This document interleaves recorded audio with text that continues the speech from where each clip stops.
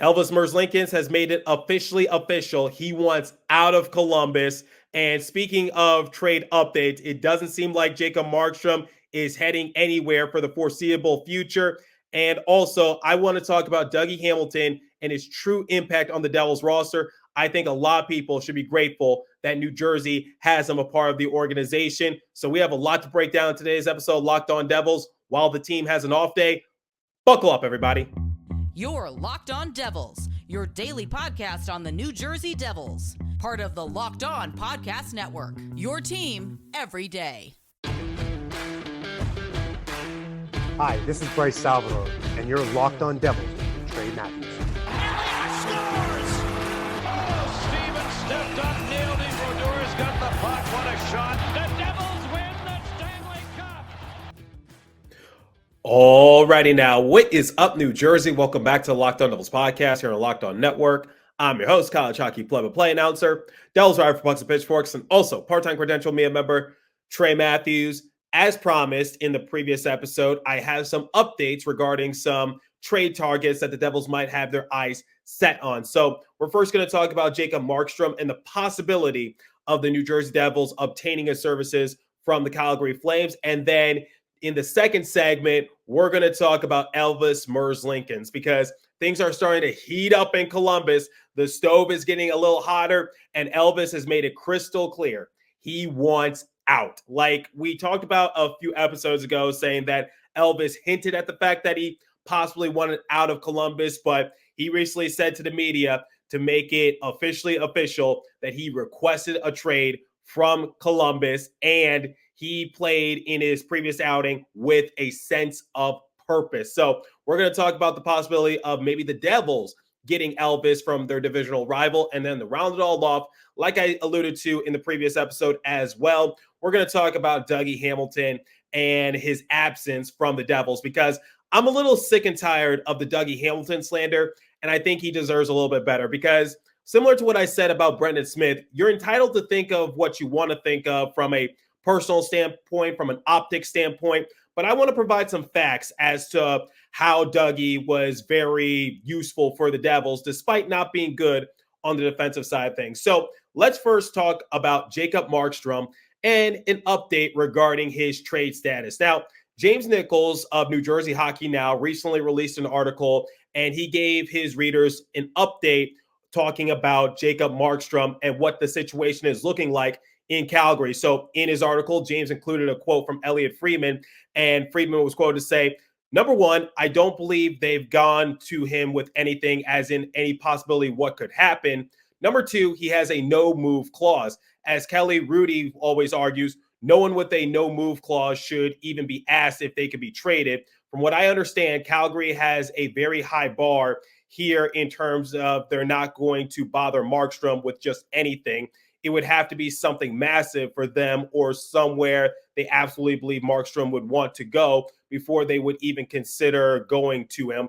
I think that's where things are going to stand with Markstrom, the Flames, and anything right now." So basically, Friedman came out and said that the possibility of Markstrom being traded, period, unlikely because of that no movement clause. So it can't just be something out of the blue. It has to be something that really moves the needle for the Flames. And this is where things start to get a little bit interesting in terms of the trade market for the Devils, because if I said it once, I've said it 1,000 times. When it comes to goalies and their overall status, teams are going to hold on to them as a valuable asset because the goalie market is very spread thin. So when we look at Jacob Markstrom and his overall numbers, he has appeared in 26 games. He has a record of 13, 11, and 2. He has a save percentage of 912 and a goals against average of 2.59. So I don't know what everyone else's opinion is on Jacob Markstrom, but I personally think he's a very good goalie, and he still has 2 years remaining on his 6-year, $36 million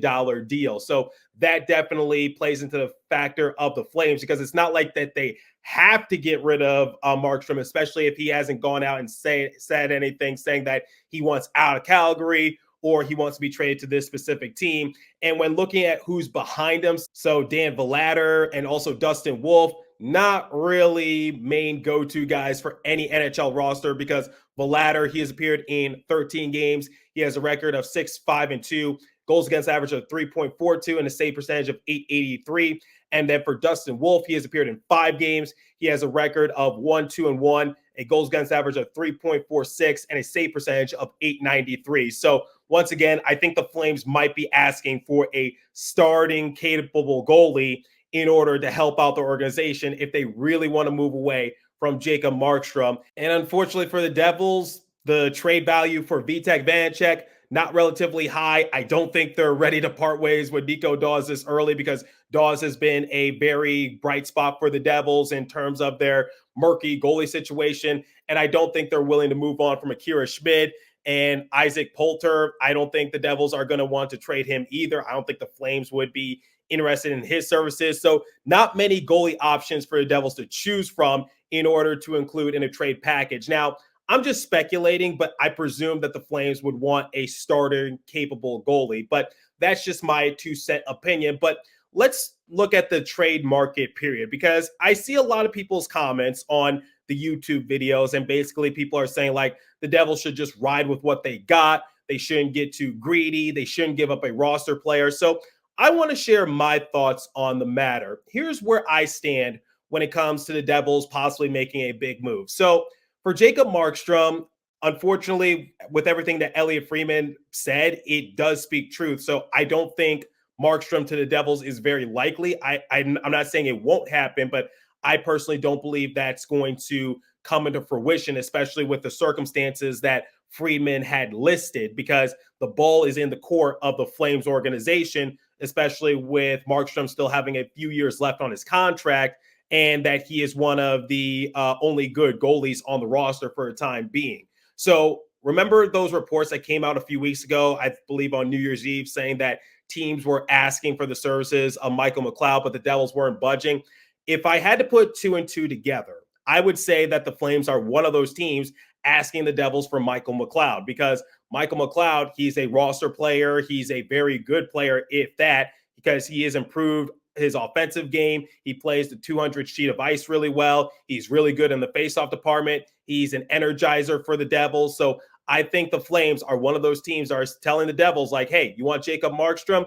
You're going to have to give us something useful. So give us Michael McLeod, because I think they knew what they were doing in that Tyler Toffoli deal, because Yegor Sharangovich, very useful for the Flames this season. And I'm proud of the development that Yegor has taken up in Calgary. But I think the Flames GM, they know that they don't want to get fleeced by Tom Fitzgerald. So it's just like the Devils have to give them something good. And I'm sure the Devils are not going to budge on Michael McLeod. So when it comes to just trading, period, that's a trade that I would steer clear from, because the asking price might be a little too high. Now, I'm not in agreement, or nor am I on the boat of people who are saying like the Devils should just ride with what they got and just see how the season forms. No, their season is not over. They're still on the outside looking in when it comes to a playoff position. So they very much well can still be one of the top 3 teams in the Metropolitan Division, or worse comes worse, they could still try to get a wild card spot.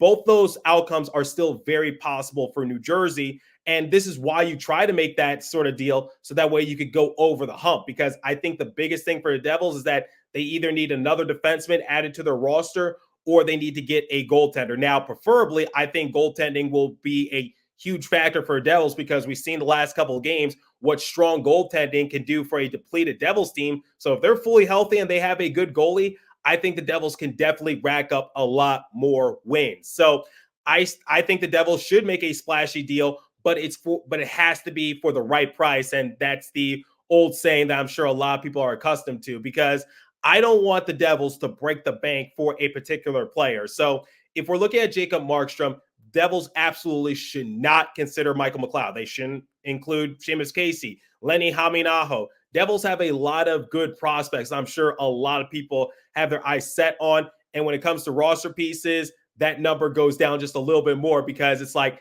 the Devils have some serviceable pieces, but are they willing to include them in trade packages? So some players that come to mind, Tyler Toffoli, he is in the final year of his contract. He's going to need a new deal at the end of the year. Same with Dawson Mercer, Michael McLeod, Nathan Bastian, though maybe even Curtis Lazar. Those are some players that come to mind when factoring in roster pieces that the Devils can include in trade packages. And quite honestly, I'm not comfortable including any of those pieces that I just listed because they are very useful on the Devils roster. So when it comes to just trades, I am all for the Devils making a splashy move in order to help their roster, but the price has to be right. So if we're looking at Jacob Markstrom and let's just say hypothetically the Flames want Michael McLeod, I would say steer clear from that. So that's my stance, and that's where I'm at when it comes to the Devils potentially making a big deal. All for it, but for the right price. So let me know what you guys think.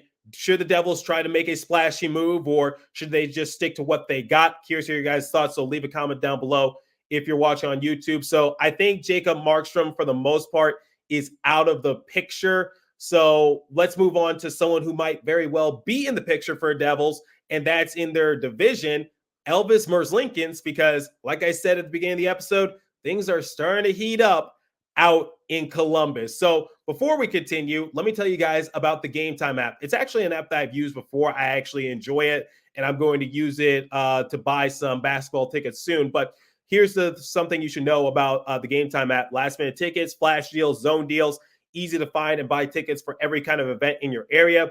Views from all seats in the venue, lowest price guaranteed, event cancellation protection, job loss protection, etc. Game Time has deals on tickets right up to the start of the event and even an hour after it starts. It's the place to find last-minute seats, find exclusive flash deals, and sponsor deals on tickets for football, basketball, baseball, hockey, concerts, comedy, theater, and more. With zone deals, you pick the section, and Game Time picks the seats for big-time savings. So download the Game Time app, create an account, and use the code LOCKEDON for $20 off your first purchase. Terms apply. Again, create an account and redeem code LOCKEDON for $20 off. Download Game Time today. Last minute tickets, lowest price guaranteed.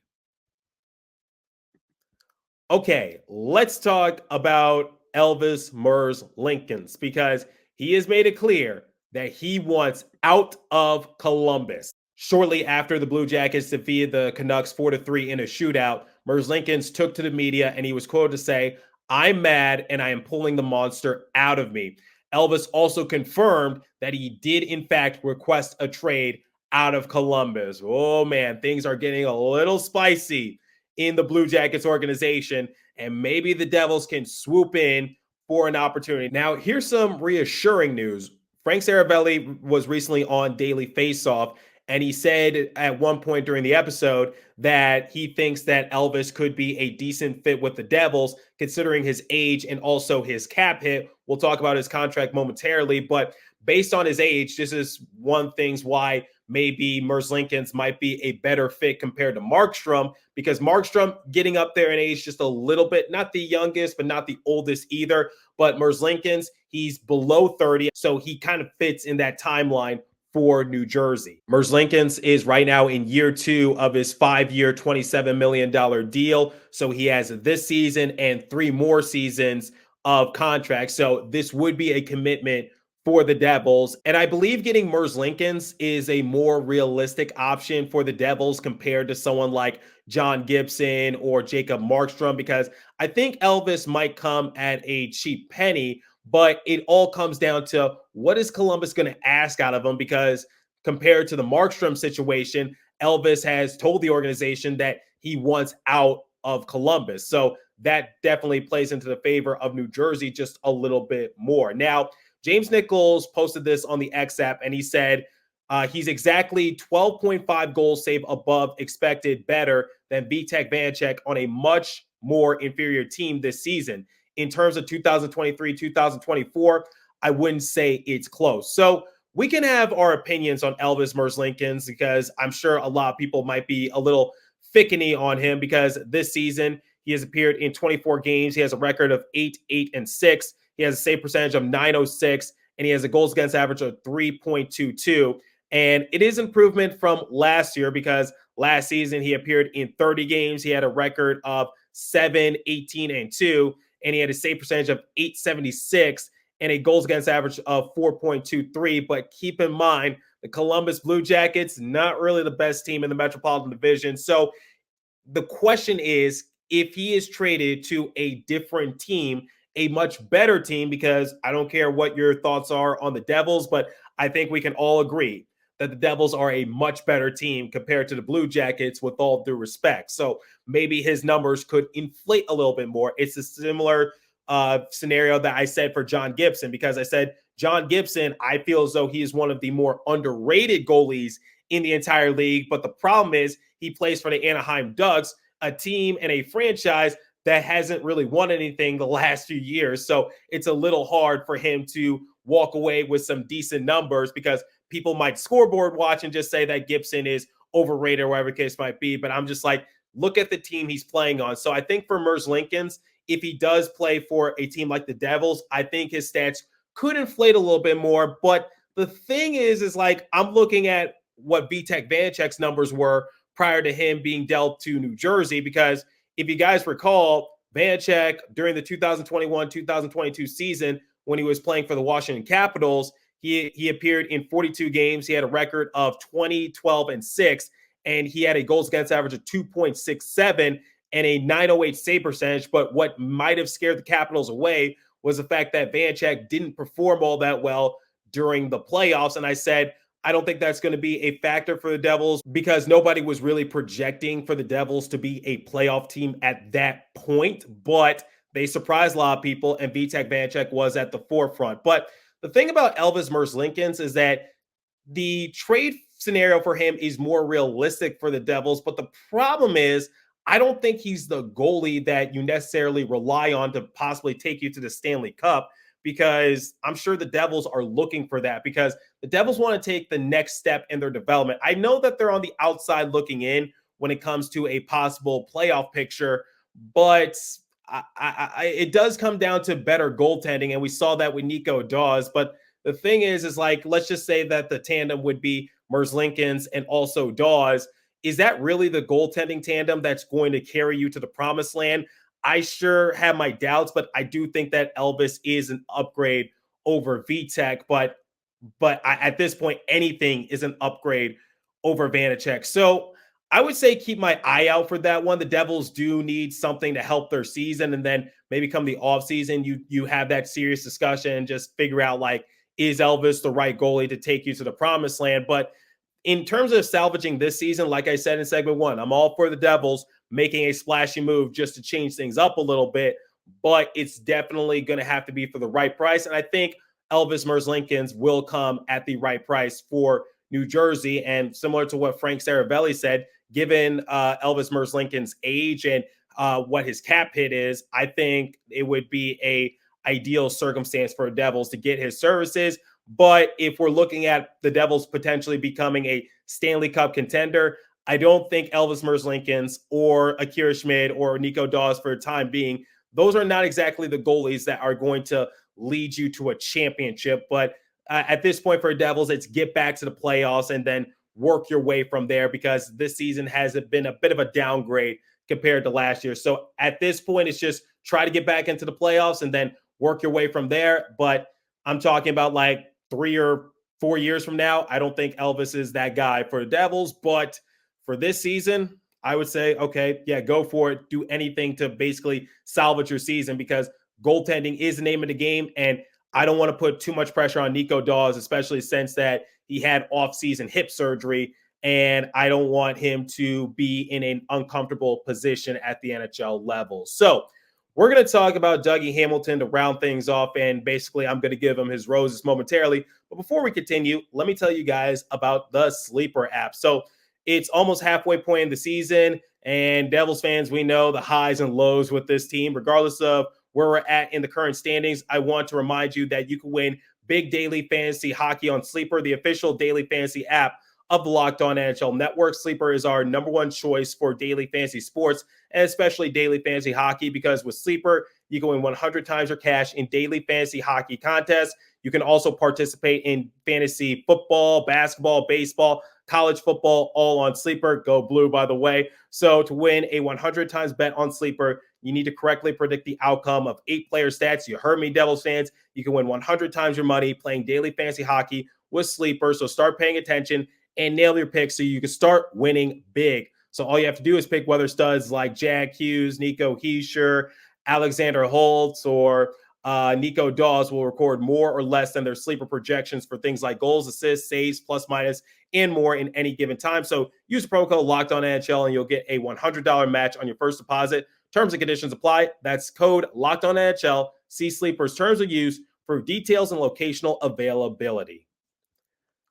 Okay, to close out today's episode, we're going to talk about Dougie Hamilton. Dougie Hamilton has been missing from the Devils lineup since late November, and given how things are going for the time being, it's a full-blown possibility that Hamilton might be sidelined the rest of the year because he suffered a left pectoral muscle tear in the game against the New York Islanders, and the Devils are possibly projecting for him to be out until the playoffs. So a lot of people have their mixed emotions on Dougie Hamilton because, similar to what I've been saying throughout the course of the episode, this season has been a downgrade compared to last season because last season was so historic. And obviously this season, especially on the defensive side of things, the Devils, in terms of their execution on the blue line, we sometimes see them give up a lot of odd man rush situations, breakaways, wherever the case might be. And Dougie Hamilton did play a factor in that because Dougie Hamilton is not exactly the best defensive-minded defenseman in the league, but his offense is definitely elite. So I'm sick and tired of the Dougie Hamilton slander. I will agree with you. He is not good defensively, but that doesn't mean he's a liability on this team.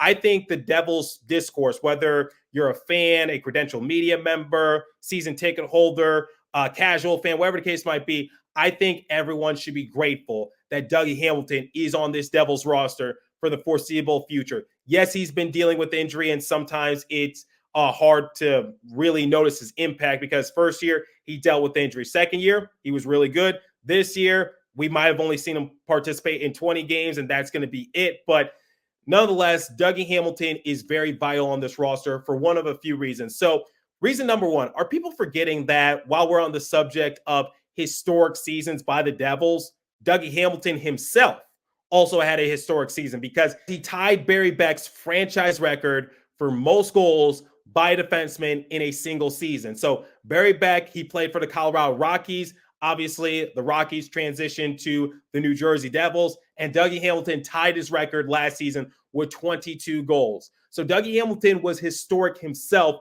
last season. This year, for the first few months of the year, the Devils were top of the top in the NHL in the power play category. And you want to know who was at the forefront of a lot of those power play points? It was Dougie Hamilton because prior to his injury, Dougie Hamilton had 4 assists and 4 goals on the man advantage, which accumulated to half of his season point totals. So before he got injured, he had 16 points, and half of them came on the power play.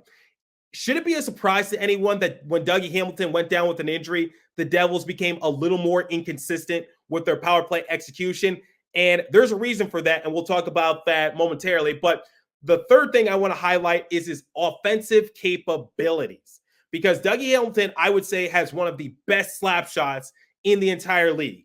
So how does his offensive capabilities and his power play capabilities tie into one another? It goes to that slap shot because Dougie Hamilton, there was a reason why he was a huge catalyst on the second power play unit for New Jersey because he would let a shot rip and it would go out in front, and that creates a golden opportunity for the Devils to score. Because look at some of the players that are quarterbacking the Devils power play the last few weeks. So Luke Hughes and Shimon Nemeth, 2 very good players. They are good playmaking defensemen, but they cannot shoot. And there's reason for that. They're still young and they're developing, but Nemeth and Hughes have a lot of work to do in terms of creating shots for themselves. But Dougie Hamilton, he was the best of the best. And sometimes when the Devils would go on the 5-on-3 advantage, you saw Dougie Hamilton swap out with Luke Hughes on the top power play unit because Dougie Hamilton's shot is so wickedly strong and fast that it would create good opportunities out in front for someone like Jack Hughes or Nico Hischier or Jesper Bratt to corral the rebound and score. I saw that play work out a few times, and that's one of the reasons why the Devils had one of the top power plays in the entire league. So I get that his defense is not all that good, but the reason why I'm doing this segment is because I was in a private DM with someone, and I won't name the DM group chat. I won't name the individual, and I won't name their association. I will give them their full privacy. But they said that once everyone, minus Dougie, comes back fully healthy, the Devils will be much better. And I said, I will tolerate no Dougie Hamilton slander. Yes, he is not good defensively, but keep in mind, there's a lot of players that are not really good defensively for the Devils. So Luke Hughes, he's not really wowing me with his defensive capabilities. Jonas Siegenthaler, he's taken a couple steps back, and yet people were a little disappointed when he went down with his injury. So before Dougie Hamilton went out officially with his injury, the Devils had a record of 10-9-1. Okay, so a lot of people were saying, like, when Dougie Hamilton goes down with an injury and he's sidelined for this amount of time, the Devils should improve, right? Well, I know there's a lot of other factors and circumstances, but after which, currently, the Devils have a record of 22-16-3. And like I said, there's other factors and circumstances, but I think this goes back to what I've been saying about Dougie Hamilton, which is, where's the improvement? I thought you said the Devils' defense would improve a lot more if Dougie Hamilton is not on the rink. That hasn't happened. Devils' defense is not exactly elite or anything. So you can have your own opinion on Dougie Hamilton from an optic standpoint. And like I said, I fully admit he's not good defensively, but make no mistake, he is a damn good player. And I think Devils fans should be very grateful that he's on the roster, because out of all the defensemen currently at the NHL level on the Devils roster, he has the best chance of winning the Norris Trophy. Make no mistake of it. His problem, he just can't stay healthy.